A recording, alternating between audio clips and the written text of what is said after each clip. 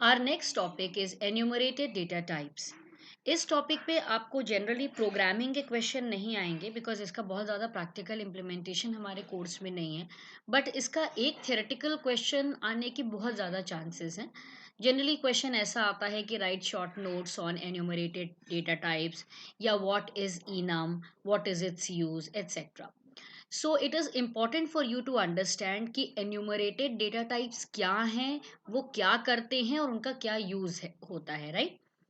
Alright, तो इससे पहले कि मैं स्टार्ट करूं कि what is an enumerated data type और उन्हें कैसे यूज़ करते हैं, कुछ चीज़ें डिस्कस कर लेते हैं। हमारे लाइफ में ऐसी बहुत सी चीज़ें होती हैं जिनके नाम से हम ज़्यादा फेमिलियर होते हैं, ना कि उनके न्यूमेरिक फॉर्म से। जैसे कि एग्जाम्पल के तौर पे आप मंथ्स ऑफ अ ईयर ले लें। मैं अगर ये बोलूं कि आपका सेमेस्टर जो है वो मई में होगा, ये आपके लिए ज़्यादा कन्वीनियंट है, ये ज़्यादा कन्वीनियंट है कि मैं बोलूं कि फिफ्थ मंथ में होगा, राइट। तो देखो, ऑब्वियसली मई ज़्यादा कन्वीनियंट होगा क्योंकि we are more familiar to using names, right. अगर मैं आपसे ये कहूँ कि आपका सेमेस्टर जनवरी में शुरू होगा, दिस इज मोर कन्वीनियंट, और मैं बोलूँ फर्स्ट मंथ में स्टार्ट होगा, obviously January is more convenient to understand or more convenient to recollect, right? But practically जब डेट शीट बनती है या जब कोई सर्कुलर निकलता है, तो जो डेट्स लिखी होती हैं वो जनरली न्यूमेरिक फॉर्म में होती है। जैसे 25/1/2020 is the date of commencement of the semester, right. Similarly let's say 15/5/2020 is the date of commencement of exam. तो जो प्रोग्राम है वो डेटा को स्टोर करेगा न्यूमेरिक फॉर्म, चाहता है डेटा न्यूमेरिक फॉर्म में, लेकिन आपके लिए ज़्यादा आसान क्या है, उसका नाम। अगर इस तरह की रिक्वायरमेंट है तो वहाँ पे एन्यूमरेटेड डेटा टाइप्स काफ़ी फायदेमंद होते हैं, बिकॉज एन्यूमरेटेड डेटा टाइप्स का काम ये होता है कि ये नंबर्स को नेम असाइन करते हैं। मैं एक बार फिर से बोल रही हूँ, enumerated data types assign names to integer values. एक और एग्जाम्पल लेते हैं। जैसे मैं आपसे ये पूछूं कि आप किस ब्रांच में पढ़ते हैं, तो आप कंप्यूटर साइंस या आईटी ऐसे बताएंगे, या ऐसे बताएंगे कि मैं 10 ब्रांच में पढ़ता हूँ या 13 ब्रांच में पढ़ता हूँ। मतलब you are more familiar with the name of the branch, right. But अगर यूनिवर्सिटी के हम डेटा को देखें तो वो हमेशा स्टूडेंट को ब्रांच कोड के फॉर्म में स्टोर करते हैं। यानी आईटी के सभी बच्चों का के आगे लिखा होगा 13, आपका नाम लिखा होगा और ब्रांच की जगह लिखा होगा 13। तो यूनिवर्सिटी के लिए इम्पॉर्टेंट है ब्रांच कोड्स, ना कि उनके नाम। लेकिन आपके लिए कन्वीनियंट क्या है, नाम। तो जैसे एक एग्जांपल और लेते हैं। सपोज आपके कॉलेज, आपका जब एडमिशन होता है, आप कॉलेज में आते हो, और मैं एक सॉफ्टवेयर लेकर बैठी हूँ और मैंने आपसे कहा कि अपना नाम बताओ। आपने अपना नाम बताया और लेट से मुझे आपको आईटी ब्रांच एलोकेट करनी है। फिर नेक्स्ट स्टूडेंट आया, मैंने उससे उसका नाम पूछा, लेट से मुझे उसे मैकेनिकल एलोकेट करनी है। अगला स्टूडेंट आया, मैंने उसका नाम पूछा और मुझे उसको लेट से इलेक्ट्रिकल एलोकेट करनी है। मैं आपसे नाम पूछूंगी, मैं अपने सॉफ्टवेयर में आपका नाम डालूंगी, अपनी तरफ से आपको ब्रांच दूंगी और उसे सेव कर दूंगी। आपका डेटा जाकर और कंप्यूटर के अंदर स्टोर हो जाएगा। अब देखो, मेरे लिए कन्वीनियंट क्या है, इलेक्ट्रिकल इंजीनियरिंग डालना, कंप्यूटर साइंस इंजीनियरिंग डालना, इंफॉर्मेशन टेक्नोलॉजी डालना ब्रांच के लिए, ना कि उनके ब्रांच कोड्स दैट इज़ 13, 10, 20, इस तरीके की चीज़ें डालना। लेकिन यूनिवर्सिटी की या कॉलेज के रजिस्ट्रार ऑफिस को ज़्यादा इंपॉर्टेंस किसकी होती है, ब्रांच कोड्स की। तो कुछ ऐसा अगर हो कि मैं जो डेटा एंट्री कर रहा है, जो इंसान डेटा एंट्री कर रहा है, वो लिखे तो कंप्यूटर साइंस, बट वो कंप्यूटर में जाके स्टोर कैसे हो, 10। यानी मैं लिख रही हूँ नाम, पर वो कंप्यूटर में कैसे स्टोर हो रहा है, एज अ नंबर। अगर इस तरह की कोई चीज़ हमें मिल जाए तो हमारा काम बहुत आसान हो जाएगा।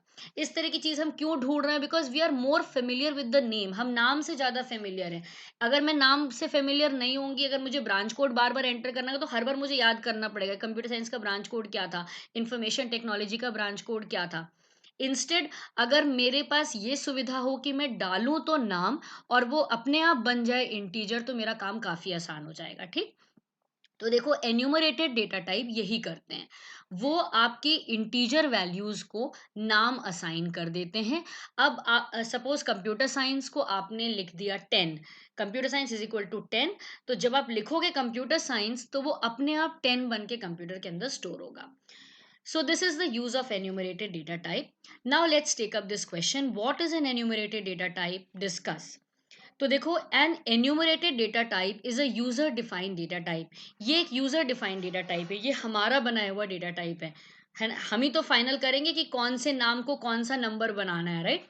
तो ये हमारा बनाया हुआ डेटा टाइप है, it is obviously a user defined data type.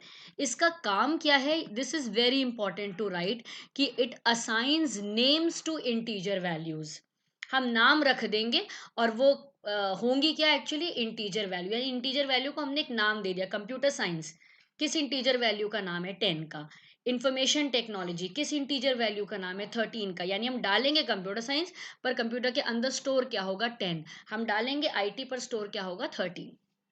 All right, ये कहाँ यूज होता है, it is use in situations where we are more familiar with the names but we need numeric values. हमें आदत है नाम की लेकिन हम चाहते नंबर हैं, राइट? और कौन सा कीवर्ड इसके लिए यूज होता है, the keyword enum is use to declare enumerated data types. इससे पहले हमने स्ट्रक्चर और यूनियन भी पढ़े, जो यूजर डिफाइंड डेटा टाइप्स थे और उनके कीवर्ड्स थे स्ट्रक्ट और यूनियन। वैसे ही हम एक और नया यूजर डिफाइंड डेटा टाइप पढ़ने जा रहे हैं, which is called enumerated data type, और उसका कीवर्ड क्या है, इनम। अब आते हैं इसके सिंटैक्स पे।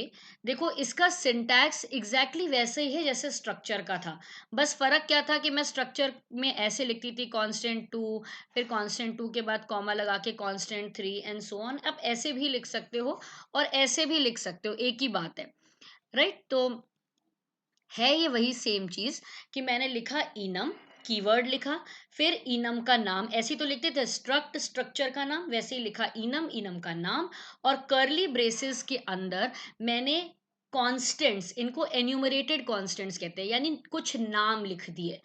ठीक, कौन से नाम लिखे, जिनको मैं नंबर, जिनके अगेंस्ट मेरे दिमाग में एक नंबर है, मतलब जो मेरे को यूज करना है। जैसे मान लो मैं आज एडमिशन सेल में बैठी हूँ और मैं CS IT और मैकेनिकल के एडमिशन कर रही हूँ। तो बच्चा अगर आएगा तो मैं उसको क्या ब्रांच दे सकती हूँ, या तो CS, या तो IT, या तो ME, इसके अलावा तो मैं कुछ और नहीं दे सकती। तो मैं क्या चाहती हूँ कि मेरे जो CS IT और ME हैं, मैं अपने कंप्यूटर पे लिखूं CS या IT या ME, लेकिन वो कंप्यूटर में स्टोर कैसे हो, न्यूमेरिक फॉर्म में। CS डालूं तो 10 लिख जाए, IT डालूं तो 13 स्टोर हो जाए, और ME डालूं तो 40 स्टोर हो जाए। तो इसके लिए मेरे कांस्टेंट्स कितने होंगे, 3, CS IT ME। ठीक, अब मान लो दूसरे टेबल पे कोई और टीचर बैठे हैं, वो एडमिशन ले रहे हैं इलेक्ट्रिकल और EC में, तो उनके कितने कांस्टेंट्स होंगे, 2, यानी उनको 2 ही नाम चाहिए जिनके अगेंस्ट न्यूमेरिक वैल्यूज स्टोर होंगी। तो बेसिकली ये कांस्टेंट्स ये बताते हैं कि आप अपने प्रोग्राम में किस किस नाम को यूज करने वाले हो। अब यहाँ देखो कुछ एग्जाम्पल्स हैं, ये एग्जाम्पल्स बहुत इंपॉर्टेंट हैं एग्जाम में लिखना, बिकॉज ये एक्चुअली दिखाते हैं कि हम इनम को कहाँ कहाँ यूज कर सकते हैं। मैंने आपसे क्या कहा, इनम कहाँ यूज होता है, where we are more familiar with names, जहाँ हम नाम से अधिक फेमिलियर होते हैं, राइट?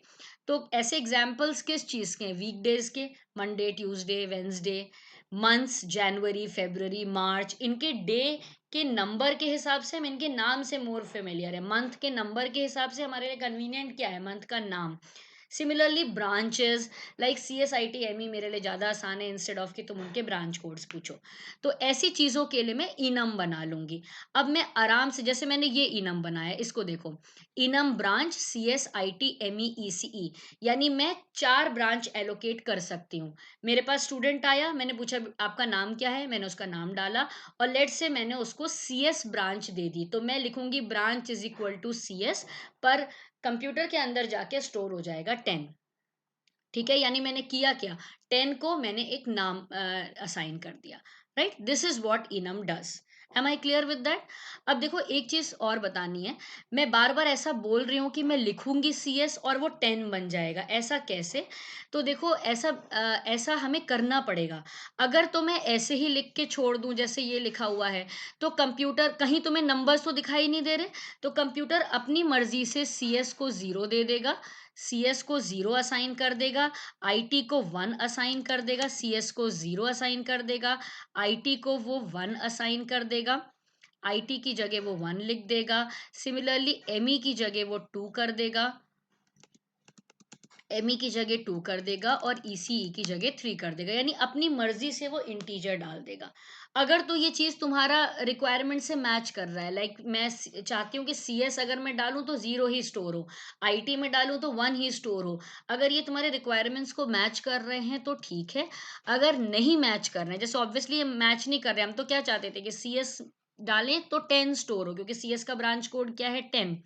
आईटी डालें तो क्या स्टोर हो, 13, क्योंकि एकेटीयू में आईटी ब्रांच का कोड क्या है, 13। सिमिलरली एमई डालूं तो 40 स्टोर हो, और ईसीई डालूं तो 31 स्टोर हो। अगर तुम न्यूमेरिक वैल्यूज अपने आप सेट करना चाहते हो तो तुम्हें ऐसे लिखना पड़ेगा, राइट? तो देखो अगर मैंने ऐसे छोड़ दिया, इसका मतलब मंडे की न्यूमेरिक वैल्यू क्या है, जीरो। ट्यूसडे की न्यूमेरिक वैल्यू क्या है, वन। वेडनेसडे की न्यूमेरिक वैल्यू क्या है, टू। क्या ये ठीक है? अगर ये ठीक है तो you can leave it like this. अगर तुम चाहते थे कि नहीं मंडे तो डे वन होता है, तो तुम्हें यहाँ लिखना पड़ता Monday is equal to one, तो तुम यहाँ से एंट्री करते मंडे, और कंप्यूटर के अंदर स्टोर क्या होता, वन। तो देखो बेसिकली किया क्या है हमने, इंटीजर वैल्यूज को नाम दे दिए हैं। 10 का नाम क्या रख दिया है, सी एस। 13 का नाम क्या रख दिया है, आई टी। 40 का नाम क्या रख दिया है, एमई। और 31 का नाम क्या रख दिया है, ईसीई। All right. अब देखो इसके सिंटैक्स पे ये तो हो गया डेटा टाइप। अब इनम ब्रांच नाम का एक डेटा टाइप बन गया। अब जब भी मैं इनम ब्रांच बोलूंगी तो अपने आप समझ जाओगे कि चार ब्रांचेस हैं इसके अंदर, और सबका अपना सबके इंटीजर्स का अपना अपना नाम है। अब मैं इसका वेरिएबल कैसे डिक्लेयर करूंगी? इसका वेरिएबल बिल्कुल वैसे डिक्लेयर करते हैं जैसे स्ट्रक्चर या यूनियन का करते थे। कीवर्ड इनम यूज करोगे, फिर इनम का नाम यूज करोगे, और फिर वेरिएबल्स, जितने वेरिएबल्स यूज करना चाहो। ऑलराइट, अब देखो यहाँ एक एग्जाम्पल से अच्छा समझ में आएगा, हालांकि प्रोग्रामिंग इतना हमारे कोर्स में नहीं है, but if you understand this program, please do write it when you are explaining the theory. वो आपके आंसर की लेंथ भी बढ़ा देगा, और जो चेक करेगा उसको अच्छा इंप्रेशन भी देगा। तो देखो जैसे ये क्वेश्चन है, write a program to illustrate the use of enumerated data type. इस क्वेश्चन में मैंने क्या किया है कि मैं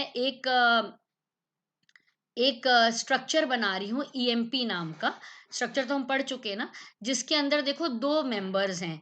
एक तो नाम के लिए कैरेक्स 50 लिया है, और इनम डिपार्टमेंट डी लिया है, यानी एक डी नाम का वेरिएबल डिक्लेयर किया है, जो किस टाइप का है, इनम डिपार्टमेंट टाइप का। बेसिकली इस प्रोग्राम में मैं ये करना चाहती हूँ, मैं चाहती हूँ कि एम्प्लॉय अपना नाम बताए, और मैं उसको उसकी ब्रांच में एलोकेट करूँ, राइट? तो देखो इन मैं अगर तुम इस तरह की चीज लिखोगे तो इनम पहले डिक्लेयर्ड होना चाहिए। तो मैंने यहाँ पे इनम डिक्लेयर किया है, enum D P T, curly braces के अंदर C S is equal to 10, I T is equal to 13, M E is equal to 40 ले लिया है। यानी मेरे पास जो एम्प्लॉय आएगा उसको मैं क्या ब्रांचेस दे सकती हूँ, सी एस, आई टी या मैकेनिकल। ठीक। अब मैं दो एम्प्लॉयज का डेटा स्टोर करके दिखा रही हूँ, इसीलिए मैंने लिया है struct E M P, E one comma E two. E one E two क्या है, वेरिएबल्स, किस टाइप के, struct E M P type के। इसका क्या मतलब है, ई वन के का नाम स्टोर होगा, ई वन का डिपार्टमेंट स्टोर होगा, ई टू का नाम स्टोर होगा, ई टू का डिपार्टमेंट स्टोर होगा। ई वन का नाम कहाँ स्टोर होगा, ई वन डॉट एक्स में। ई वन का डिपार्टमेंट कहाँ स्टोर होगा, ई वन डॉट डी में। ई टू का नाम कहाँ स्टोर होगा, ई टू डॉट एक्स में। ई टू का डिपार्टमेंट कहाँ स्टोर होगा, ई टू डॉट डी में। All right. अब देखो मैंने यूजर से कहा enter name of first employ. User ने अपना नाम दिया, जिसको मैंने कहाँ स्टोर कर दिया, ई वन डॉट एक्स में। उसके बाद मैंने उसको अपनी तरफ से असाइनमेंट किया है, देखो E one dot D is equal to C S. अब देखो, ये यहाँ पे आपको इनम का यूज दिखाई देगा। मेरे लिए क्या आसान है, सी एस डालना या बार बार 10 डालना, सी एस डालना। तो मैंने इवन डॉट डी में सी एस डाला। मैं यहाँ से सी एस डाल रही हूँ, लेकिन कंप्यूटर में जाके क्या स्टोर हो रहा है, 10। यानी इंटीजर वैल्यू को एक नाम मिल गया है, मैं नाम डालूंगी, स्टोर क्या होगा, इंटीजर वैल्यू। फिर देखो, print F enter name of second employ, मैंने सेकेंड एम्प्लॉय का नाम ई टू डॉट एक्स में डाला, और उसको अपनी तरफ से मैंने आई टी ब्रांच एलोकेट कर दी। मैंने लिखा E two dot D is equal to I T. I T में यहाँ से आई टी डाल रही हूँ, वहां अंदर जाके क्या स्टोर हो रहा है, 13। फिर मैंने इसको प्रिंट करा के भी देख लिया। अच्छा, एक चीज और है कि इनम जो है, इनम वेरिएबल्स जो है वो इनपुट नहीं होते, उनका असाइनमेंट ही होता है। ठीक है। तो आप यहाँ पे यूजर से ये नहीं पूछ सकते कि एंटर योर डिपार्टमेंट, और फिर आप चाहो कि इवन डॉट डी में उसको इनपुट करा लो, इनपुट इज नॉट अलाउड। ये सिर्फ असाइनमेंट के काम आता है। ऑल राइट, तो देखो, जब मैं इसका आउटपुट देखूंगी तब ज्यादा अच्छा समझ में आएगा। Enter name of first employ, suppose employ का नाम है राम, और मैंने अपनी तरफ से उसको क्या दिया था, सी एस, यानी राम, राम के आगे क्या स्टोर हो गया होगा, 10। फिर मैंने कहा enter name of second employ, second employ ने सपोज अपना नाम दिया हरी, हरी के अगेंस्ट क्या स्टोर हो गया होगा, 13।